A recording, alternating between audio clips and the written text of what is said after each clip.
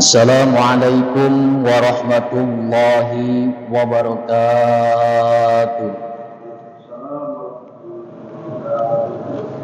A'udzu billahi minasyaitonir rajim. Bismillahirrahmanirrahim. Alhamdulillahilladzi arsala rasulahu bil huda wa dinil haq liyudhhirahu 'ala dini kullihi walau karihal musyrikun. Arsalahu basyira wa nadhira wa da'iyan ilallahi bi'idnihi wa sirajan munira.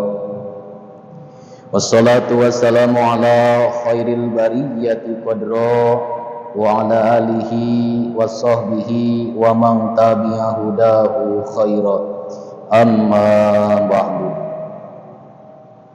Qalu subhanaka la ilma lana illa ma 'allamtana innaka antal alimul hakim.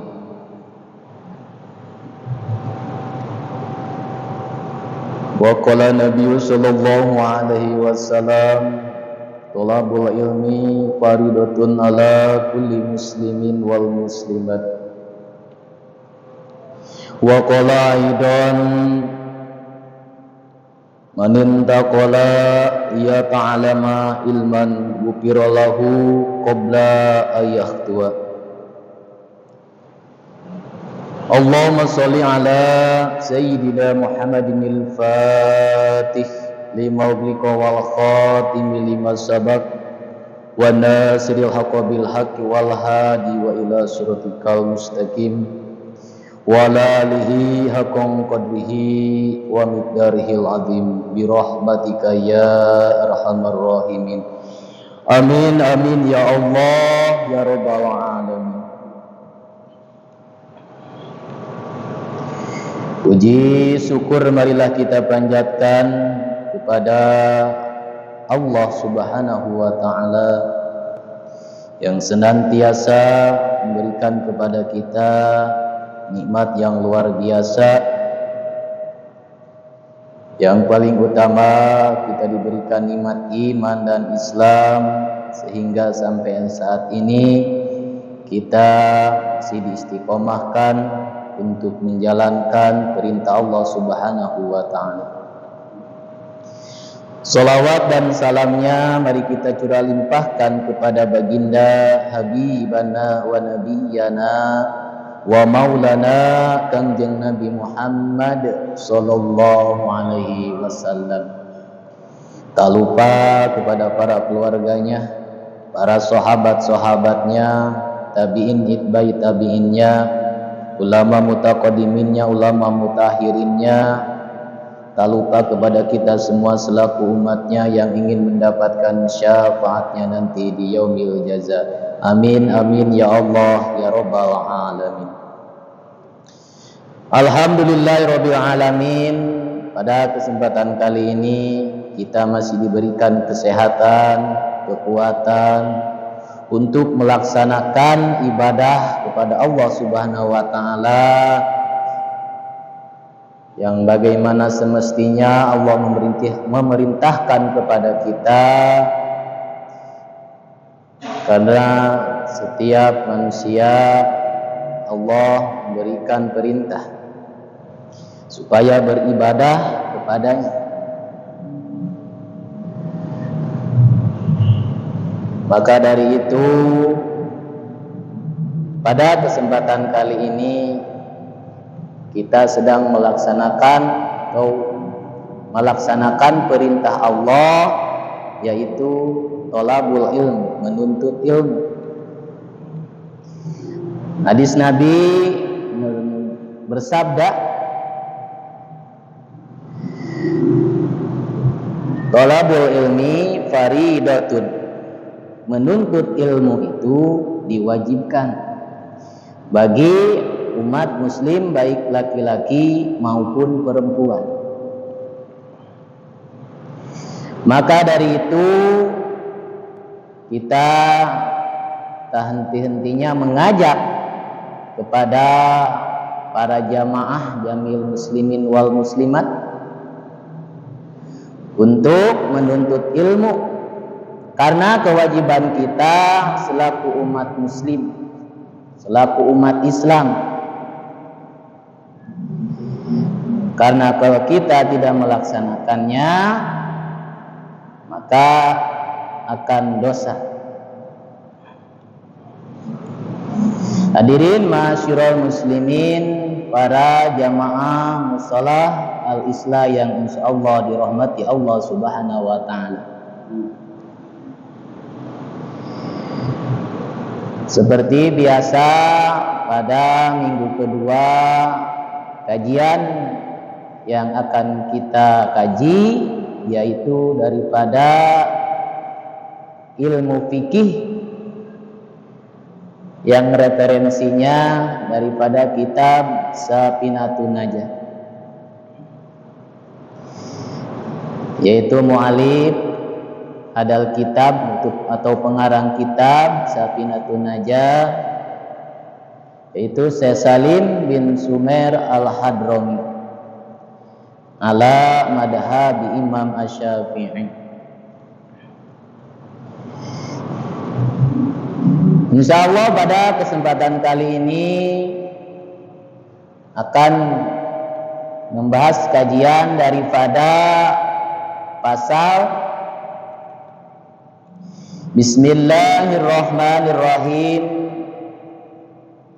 Faslun utawi yaiku pasal sawiji alladzi utawi perkara yaljamu kang wajib apa yaladi lil mayyiti kadue mayit iku arba'u hisalin papat pira-pira pekerti gosluhu sawijine ngadusan mayit wa takfinihi lan kafindone yaitu mengkafan mayit wassalatu alaihi lan kaping telune nyolati alaihi ing tase mayit wadapnihi lan kaping papate ngubure ya mayit. Dalam ini pasal akan menjelaskan allazi yaljamu lil mayyiti, sesuatu yang wajib lil mayyiti ikan mayit, bagi mayit jenazah.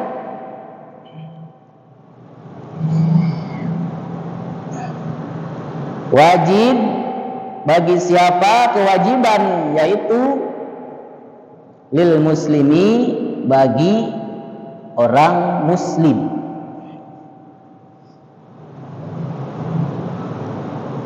Bagi kita semua yang umat muslim mempunyai kewajiban, yaitu arba'u hisalin, ada 4 rupa, ada 4 perkara yang akan kita bahas. Yaljamu wajib, kewajiban bagi umat muslim. Kalau wajib dalam Islam, umat muslim mempunyai kewajiban yaitu 2 bagian.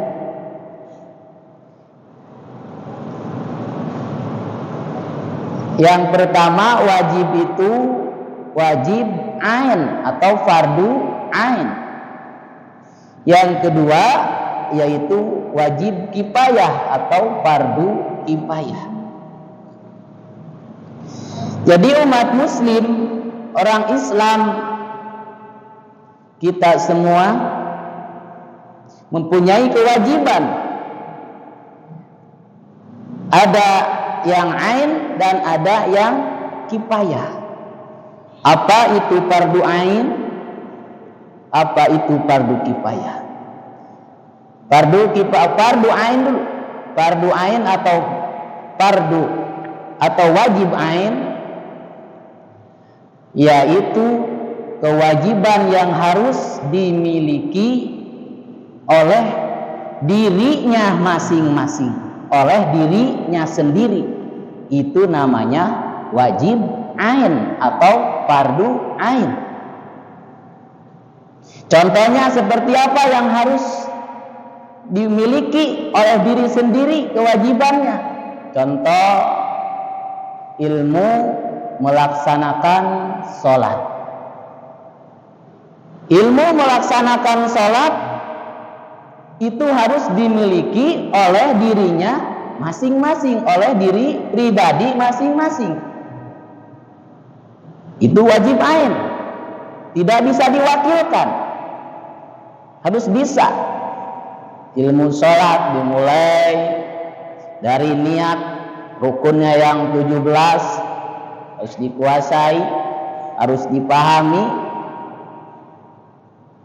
untuk melaksanakan sholat. Itu rukun sholat harus dimiliki oleh dirinya sendiri, tidak boleh diwakilkan. Itu wajib ain atau fardu ain. Di antaranya lagi apa? Ilmu Quran, untuk membaca Al-Quran. Itu fardu ain, harus bisa sendiri, tidak bisa diwakilkan. Dengan catatan belajar untuk bisa baca Al-Quran, itu wajib ain atau fardu ain, harus dimiliki oleh diri pribadi masing-masing. Terus yalzamu yang kedua, wajib itu disebutnya wajib kifayah atau fardu kifayah. Apa itu fardu kifayah atau wajib kifayah? Yaitu suatu kewajiban bagi umat muslim atau umat Islam, orang Islam,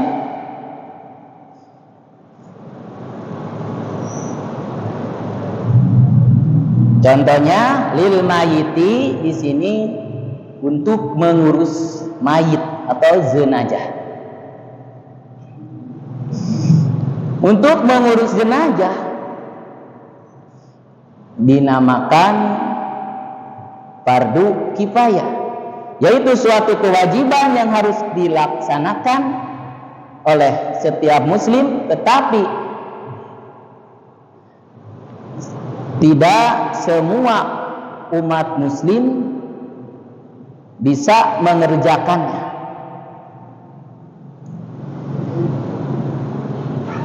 Tetapi ada di salah satu orang Islam atau orang muslim bisa mengerjakan, contohnya tadi mengurus jenazah atau mayit. Misalkan di suatu kampung atau di suatu perumahan ada yang meninggal. Di suatu kampung atau perumahan itu tidak ada yang mengurusnya, mengurus jenazah. Itu suatu kewajiban bagi umat muslim. Tetapi di suatu perumahan atau suatu kampung ada yang bisa mengurus jenazah, maka gugurlah kewajiban yang tadi karena dikerjakan oleh seseorang yang bisa mengurus jenazah, maka gugurlah dosa di suatu perumahan atau di suatu kampung oleh satu orang. Itu namanya wajib kifayah atau fardu kifayah. Semua unsur ya, itu baik yang mengaji, yang memahami ilmu fikihnya, yang memahami ilmu Al-Qur'annya, yang memahami ilmu tasawufnya dan yang lainnya. Bila mana salah satu yang disebutkan tadi tidak ada yang menjalaninya, yang mempelajarinya, yang memberitahunya dan mengamalkannya, maka di suatu kampung atau suatu perumahan, suatu daerah, seandainya tidak ada salah satu yang bisa mempelajari dan menguasai dan mengamalkan ilmu tersebut, maka akan dosa. Contoh, di suatu kampung ada seseorang yang bisa memahami ilmu fikih misalnya, maka gugurlah dosa yang di suatu kampung itu oleh seseorang yang bisa mempelajari ilmu fikih dan mengamalkannya atau memfatwakannya, memberitahunya kepada orang lain. Maka gugur kewajiban yang ada di suatu kampung itu oleh seseorang yang bisa memahami ilmu fikih dan memberitahunya kepada orang lain. Begitu juga dengan ilmu-ilmu yang lain. Itu fardu kifayah. Jadi fardu kifayah itu kewajiban gugur.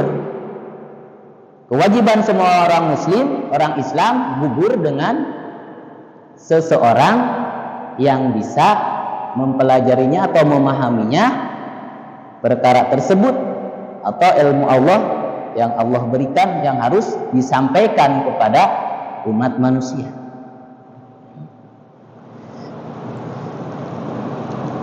Jadi seharusnya orang-orang Islam itu yang tidak bisa harus berterima kasih kepada yang bisa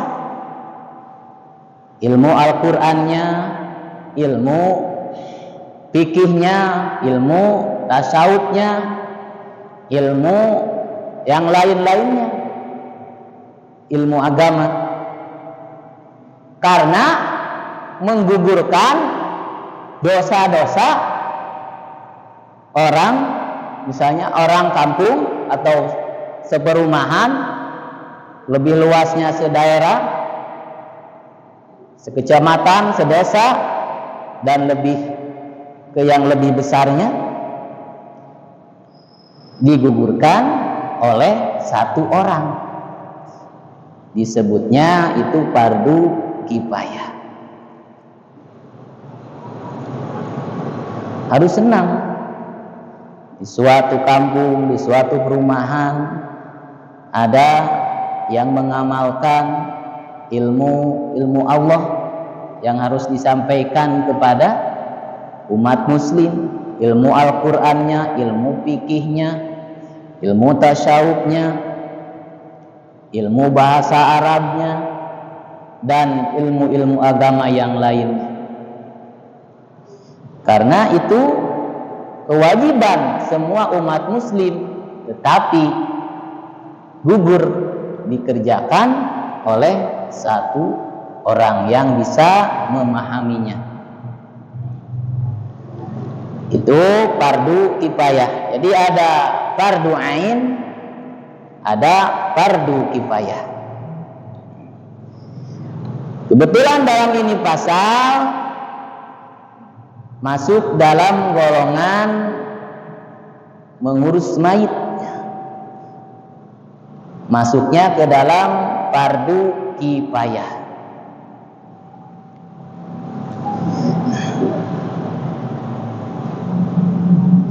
Ada berapa? Yaitu ada 4 perkara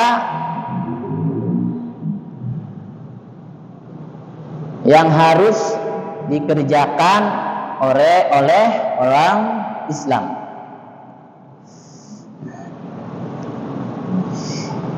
Yang pertama, ghusluhu,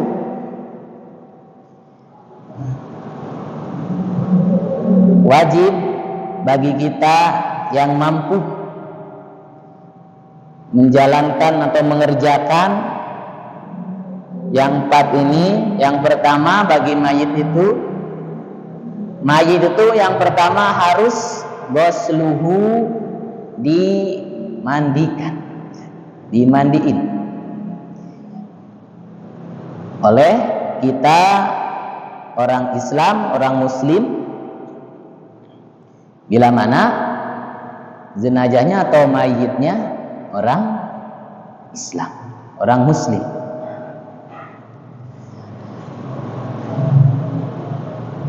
Yang pertama yaitu ghusluhu, dimandikan. Mayit itu, jenazah itu harus dimandikan.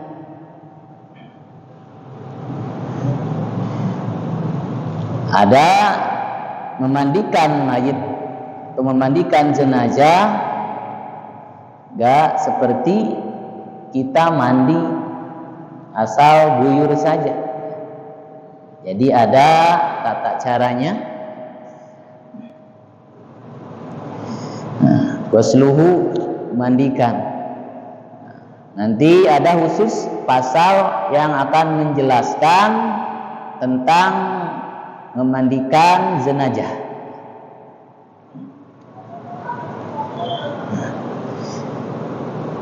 Jadi kewajiban bagi umat muslim mengurus mayit atau jenazah yang mampu untuk mengerjakannya atau mencuparkan kewajiban yang asalnya dosa menjadi tidak dosa karena dikerjakan atau dilakukan oleh satu orang,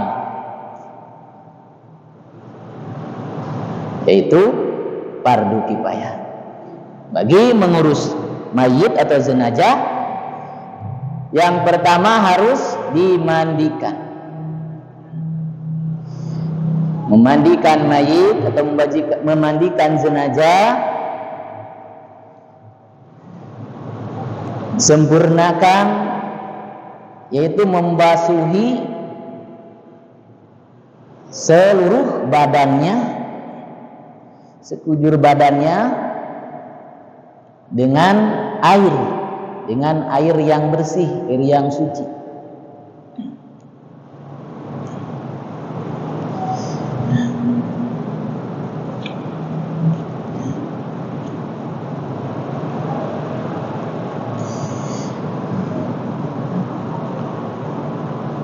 Lagi memandikan jenazah, banyak kotoran-kotoran yang harus dibersihkan.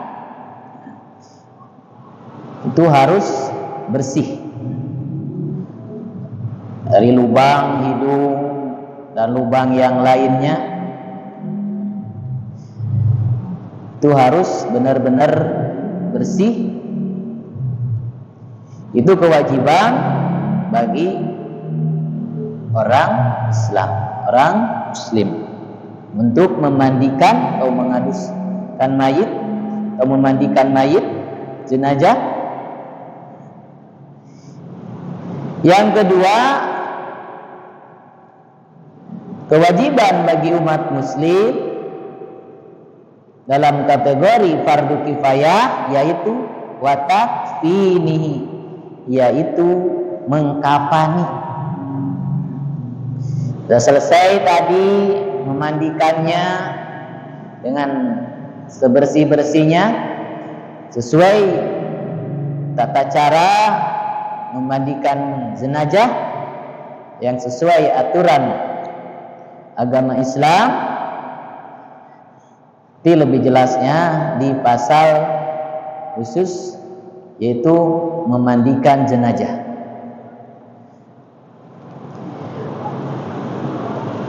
Habis selesai memandikan jenazah tersebut, yang kedua yaitu watakfinihi, mengkafaninya.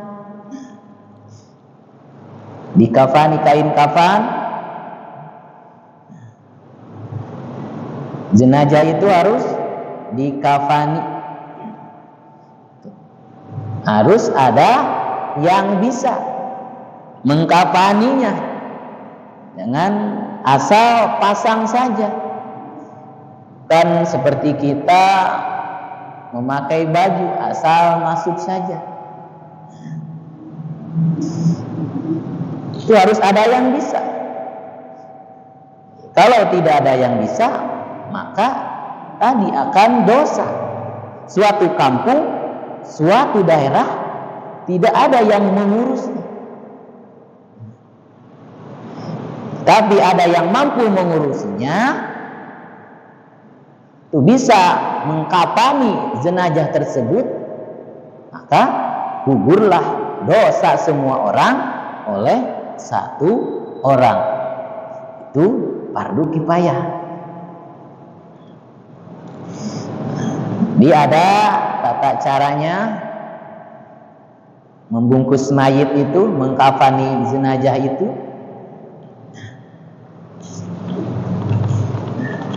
Nanti ada juga pasalnya tentang mengkafani jenazah. Ada. Seperti apa, pakai apa, nanti ada khusus dijelaskan di pasal mengkafani jenazah, pasal berikutnya. Udah selesai dikafani sesuai aturan atau tata cara yang diajarkan, seperti apa mengkafani jenazah. Lalu yang ketiga, washolatu, yaitu mensolatkan jenazah. Sudah selesai, dimandikan sesuai dengan aturan atau tata cara memandikan jenazah seperti apa. Terus mengkafani sesuai aturan atau tata cara mengkafani jenazah seperti apa. Sudah selesai, lalu si jenazah dilakukan oleh orang muslim, orang Islam, yaitu disolatkan. Itu mensolatkan jenazah kewajiban bagi kita. Namanya kewajiban kifayah atau wajib kifayah, fardu kifayah. Dia ada yang meninggal itu, jenazah disolatkan, kita lagi bisa ikut mensolatkan jenazah tersebut. Seandainya nggak ada yang bisa untuk memimpin menyolatkan jenazah, kita sudah mengetahui tata cara mensolatkan jenazah seperti apa. Yang sudah kita ketahui, mensolatkan jenazah ada niat, solatkan jenazah laki-laki, ada niat mensolatkan jenazah perempuan, ada niat solat jenazah anak laki-laki maupun anak perempuan. Beda-beda. Contoh, mensolatkan jenazah laki-laki dewasa, niatnya usolli ala hadal mayyiti arba'a takbiratin fardu kifayatin adaan lillahi ta'ala. Saya niat menyolatkan jenazah dewasa, laki-laki dewasa dengan 4 takbiran fardu kifayah karena Allah Ta'ala. Itu niat menyolatkan jenazah laki-laki dewasa. Jadi menyolatkan mayit jenazah yang pertama yaitu dengan 4 takbiran tersebut, arba takbiratin. Yang pertama baca takbir yang pertama, selesai takbir yang pertama tadi udah Allahu Akbar, langsung baca suratul Fatihah. Terus takbir yang kedua Allahu Akbar, membaca sholawat Ibrahim. Sholawatnya setelah takbir yang kedua Allahumma sholli ala sayyidina Muhammad wa ala ali sayyidina Muhammad kama sholaita ala sayyidina Ibrahim wa ala ali sayyidina Ibrahim wa barik ala sayyidina Muhammad wa ala ali sayyidina Muhammad kama barakta ala sayyidina Ibrahim wa ala ali sayyidina Ibrahim. Itu takbir yang kedua. Setelah takbir yang kedua, terus ngangkat lagi takbir yang ketiga Allahu Akbar, yaitu mendoakan atas mayit. Kalau mayitnya laki-laki tadi, jangan salah domirnya. Doanya Allahumma gfir lahu warhamhu wa'afihi wa'fu anhu. Itu kalau jenazahnya atau mayitnya laki-laki. Allahumma gfir lahu warhamhu wa'afihi wa'fu anhu. Itu bacaan takbir ketiga, yaitu mendoakan atas mayit. Terus takbir yang keempat Allahu Akbar, masih mendoakan mayit. Dengan mayit laki-laki Allahumma la tahrimna ajrahu wa la taftina ba'dahu waghfir lana wa lahu wa li ikhwanina alladzina sabaquna bil iman. Diteruskan. Itu kalau jenazahnya laki-laki dewasa, laki-laki, domirnya hu. Terus niat yang kedua perempuan dewasa, usolli ala hadihil mayitati. Kalau tadi hadal mayiti, kalau laki-laki. Kalau perempuan beda, usolli ala hadihil mayitati. Hadihil, kalau tadi hadal mayiti. Kalau laki-laki, kalau perempuan sholli ala hadihil mayitati. Sama arba'a takbiratin fardhu kifayatin lillahi ta'ala, ada lillahi ta'ala. Saya niat menyolatkan atas mayit ini, mayit ininya mayit perempuan sebut dengan 4 takbiran fardhu kifayah karena Allah Ta'ala. Allahu Akbar, sama setelah takbir yang pertama membaca surah Al-Fatihah. Nggak ada doa iftitah kalau melaksanakan sholat jenazah. Habis niat itu Allahu Akbar, langsung membaca suratul Fatihah. Nggak ada doa iftitah kayak sholat seperti biasa sholat wajib. Enggak ada doa iftitah, langsung membaca habis takbir yang pertama membaca suratul Fatihah. Waladhdallin amin. Langsung Allahu Akbar, takbir yang kedua atas mayit apa tadi? Mayit perempuan. Terus sama kedua yaitu membaca salawat Nabi sampai tadi salawat Ibrahim. Innaka Hamidum Majid sampai situ. Terus takbir yang ketiga Allahu Akbar. Setelah takbir yang ketiga mendoakan atas mayit perempuan tadi, domirnya dirubah, jangan Allahumma gfir lahu, tetapi Allahumma gfir laha. Itu aturan membaca doa.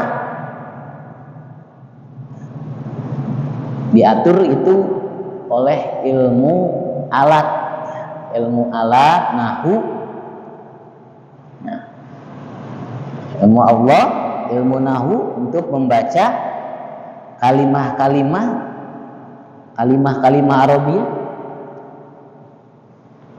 Ini jangan salah doanya. Allahumma gfir laha, kalau jenazahnya perempuan, domirnya haknya itu buat perempuan, hu buat laki-laki. Allahumma gfir laha warhamha wa'afiha wa'fu anha. Jadi hu-nya diganti dengan ha kalau jenazahnya perempuan. Setelah takbir yang ketiga, bacaan doanya takbir yang ketiga, lalu takbir yang keempat Allahu Akbar, mendoakan atas mayit yang jenazahnya yaitu perempuan. Allahumma la tahrimna ajroha, kalau tadi ajrohu, kalau perempuan ajroha, wala taftina ba'daha waghfir lana walaha ha. Begitu juga dengan doa-doa yang lain. Kalau seandainya berdoa menjadi imam atau mendoakan buat orang yang banyak, itu mendoakan kalimatnya sendiri diaminin oleh orang banyak misalnya, itu nggak kebagian jamaah. Contoh misalnya doa mendoakan kedua orang tua, kalau sendiri Allahumma gfirli dunubi. Tapi kalau memimpin doa berjamaah atau buat orang yang banyak, Allahumma gfir lana, domirnya lana buat kita semua. Allahumma gfir lana dunubana wali walidina, itu warhamhuma warhamhum huma, hum buat kita semua. Kama robayana, kalau sendiri kama robayani. Kalau buat orang banyak atau lebih dari satu orang atau dua orang dan seterusnya, memimpin doanya bacaannya na kama robayana sogiro. Jadi itu harus ada yang menyampaikannya. Itu suatu ilmu Allah. Itu juga fardu kifayah. Kalau tidak mengetahuinya, tidak ada yang menyampaikan ilmu tersebut, maka dosalah kita semua yang ada. Misalnya sekampung, seperumahan, tidak ada yang menyampaikan ilmu tersebut, dipakai dengan doa seperti itu aja, tapi memimpin untuk orang banyak, untuk para jamaah, tapi kalimatnya buat sendiri, karena itu tidak tahu, maka dosa kalau tidak ada yang menyampaikannya. Itu namanya ilmu nahwu, untuk mengatur bahasa Arab. Ada ilmu sorobnya, ada ilmu balagohnya, ilmu bahasa. Ya, itu ilmu dasar. Yang dasar kita, yang sering kita ketemui, sering kita amalkan, itu harus kita ketahui. Harus ada yang menyampaikannya. Ilmu Quran yang selalu kita baca, terus menonton misalnya, bacanya seperti itu aja, tidak mau berguru, tidak mau bertanya, itu dosa. Nah, itu fardu kifayah. Itu kewajiban fardu kifayah bagi umat muslim yang mampu untuk menjalankannya atau mengerjakannya, yaitu mengurus mayit atau jenazah, yaitu mensolatkannya, mensolatinya. Harus ada yang bisa. Misalnya tidak ada yang biasa memimpin mensolatkan jenazah, kita udah mengetahuinya, gampang, ya udah kita ya mencuparkan kewajiban sebagai umat muslim untuk mensolatkan jenazah tersebut. Maka gugurlah kewajiban maka gugurlah dosa suatu kampung, suatu daerah, suatu perumahan oleh kita yang bisa mengerjakannya. Terus yang keempat yaitu kewajiban bagi umat muslim, orang Islam, yaitu wadafnuhu, mengubur mayit. Mengubur jangan asal mengubur saja. Nanti ada pasal penjelasan dalam kitab Safinatun Najah ini. Di pasal berikutnya akan dijelaskan seperti apa mengubur mayit atau mengubur jenazah. Bukan asal mengubur, asal kubur saja. Nanti ada tata caranya. Ini pintas global, nanti akan diperdetil lagi, diperjelas lagi di pasal-pasal yang akan kita lewati. Mudah-mudahan kita semua masih diberikan kesehatan, kekuatan untuk melaksanakan ibadah kepada Allah Subhanahu wa taala, menuntut ilmu Allah, karena itu kewajiban kita selaku umat muslim. Mudah-mudahan amin, amin ya Allah ya rabbal alamin. Hadirin ma'asyiral muslimin, jamaah al-islah yang insyaallah dirahmati Allah Subhanahu wa taala. Mungkin hanya itu yang saya dapat sampaikan, kurang dan lebihnya saya minta maaf. Di lain kesempatan, di lain waktu kita akan sambung kembali bahas tentang tata cara mengurus jenazah sampai menguburkannya. Amin amin ya Allah ya rabbal alamin. Kita sempurnakan dengan doa kifaratul majlis. Subhanaka Allahumma wa bihamdika asyhadu an la ilaha illa anta astaghfiruka wa atubu ilaik. Walafu minkum wa billahi taufiq wal hidayah. Wassalamualaikum warahmatullahi wabarakatuh.